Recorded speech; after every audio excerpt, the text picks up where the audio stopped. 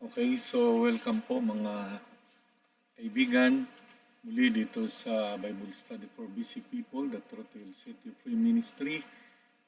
Sa patuloy na ating pag-aaral at tayo po muna manalangin. Dakilang Diyos na makapangyarihan sa lahat, salamat po sa pagkataon na kami ay muling mag-aaral ng iyong salita. Patawarin po Panginoon sa aming pagkakasala at pagpalain niyo po ang aming mga kaibigan na nakikinig. Maunawaan namin ito sa pangalan ng Panginoon Jesus. Amen. So ang ating pag-aaral po ngayon mga kaibigan ay Growing as a Christian at part 2 po tayo sa ating pag-aaral. Paano po tayo lumago bilang mga Kristiyano. So ang ating katanungan po ngayon ay paano po hinarap ng Panginoon ang mga tukso ni Satan para sa atin at ano ang kanyang paanyaya. So dito ang sabi sa Hebrews 4:14-16, yaman ngang merong tayong isang lubhang dakilang saserdote na pumasok sa kalangitan, si Jesus na anak ng Diyos, ay ingatan nating matibay ang pagkakilala. Sapagkat tayo ay walang isang dakilang saserdote na hindi maari mahabag sa ating kahinaan, kundi tinukso sa lahat ng paraan, gayon may walang kasalanan. Verse 16, magsilapit nga tayong may pagtitiwala sa luklukan ng biyaya upang tayo'y magsipagtamo ng awa at makasumpong ng biyaya upang tumulong sa atin sa panahon ng pangailangan. So tayo po ay, ang tukso po ay pinagtagumpayan ng ating Panginoong Jesus dahilan sa siya ay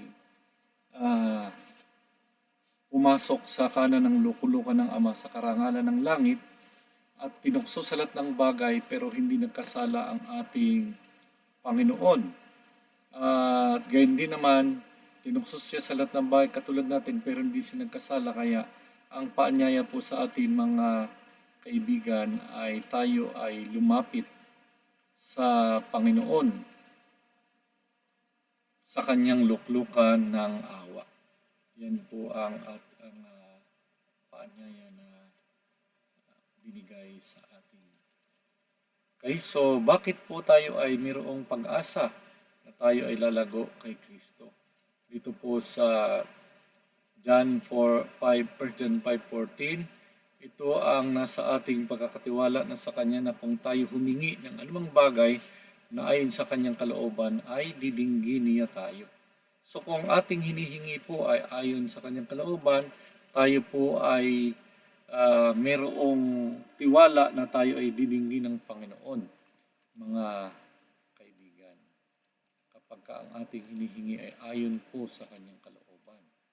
Ano pang sabi? At kung ating nalalaman na tayo dinidinig niya sa anumang ating hingin, ay nalalaman natin na sa atin ang mga kahilingang sa Kanya ay ating hiningi.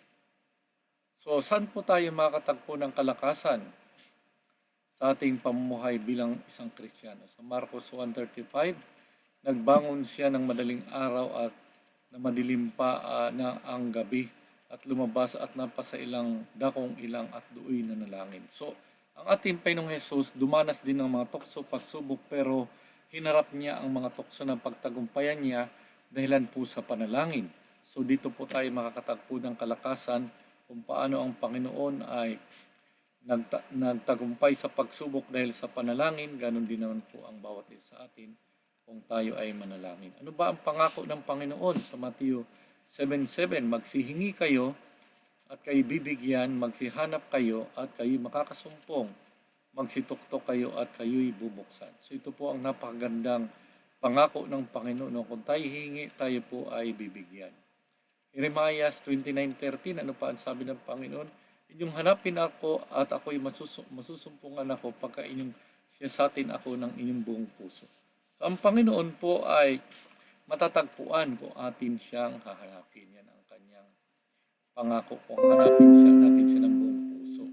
Ano po ang katiyakan na ipinagkaloob sa bawat isa sa atin?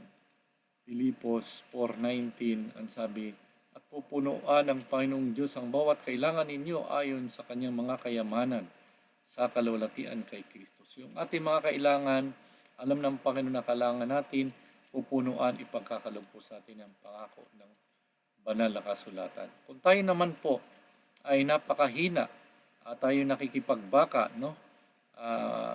Matindi ang pakikipagbaka natin. Ano po ang pampalakas loob ng pangako ang ibinigay? Philippians 4:13, ang sabi po sa atin, lahat ng mga bagay ay aking magagawa doon sa magpapalakas sa akin. So ibig sabihin, sa ating sarili lang din natin na kaya, pero sa tulong ng Panginoon, magagawa natin, siya ang magbibigay po ng kalakasan sa atin, mga kapatid. Okay? Ano pa ang sabi? Ano ang magagawa ng pag-ibig ng Diyos sa atin bago dumating ang ating Panginoon? 1 John 3:1-3, masdan ninyo kung anong pag-ibig ang pinagkaloob sa atin ng Ama upang tayo matawag ng mga anak ng Diyos. Tayo'y gayon nga. Dahil dito tayo nakikilala, hindi tayo nakikilala ng sanlibutan sapagkat siya'y hindi nakikilala nito. So, dahil sa pag-ibig ng Diyos, tayo po ay tinawag na anak ng Diyos, mga kapatid.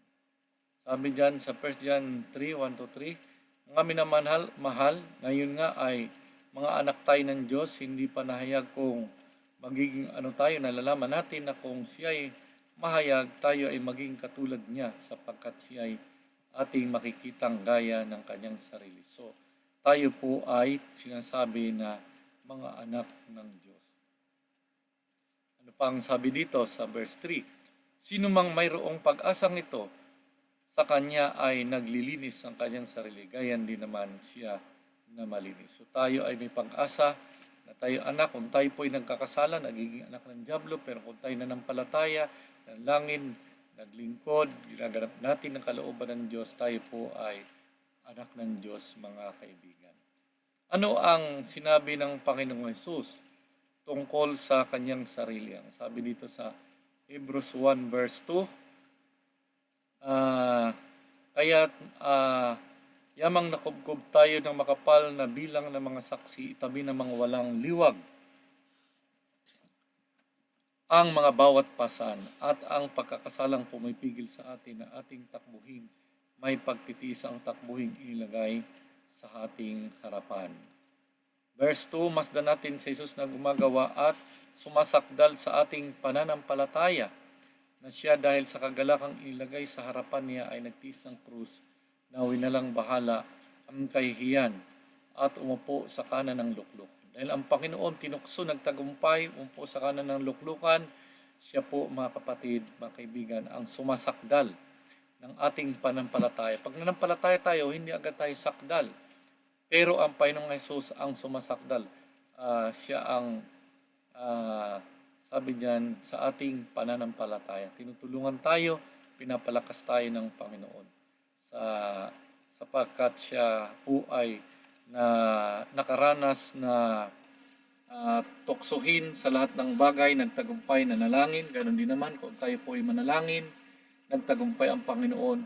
Tayo po ay hindi sakdal, pero siya po ang sumasakdal sa ating panampalataya. So yan po ang ating pag-aaral ngayon. Muli po kayong inaaniyahan, mga kaibigan, na makinig, manood dito sa ating pag-aaral sa Bible Study for Busy People. Tayo po ay manalangin. Dakilang Diyos, salamat po na bagaman may mga pagsubok, ay mayroong tagumpay kung paano ang Panginoong Hesus nagtagumpay, lalo na po sa panalangin. Tulungan niyo po kami na maging sakdal ang aming panampalataya, magkaroon ng panahon ng panalangin. Kami ay dumanas ng mga tukso, katulad ng Panginoong Hesus, nagtagumpay siya, ganun din naman kami po ay magtatagumpay. Salamat po sa paglinig ninyo sa aming mga dalangin. Ito po ang aming inihiling sa pangalan ng aming Panginoong Hesus. Pagpalain po tayo ng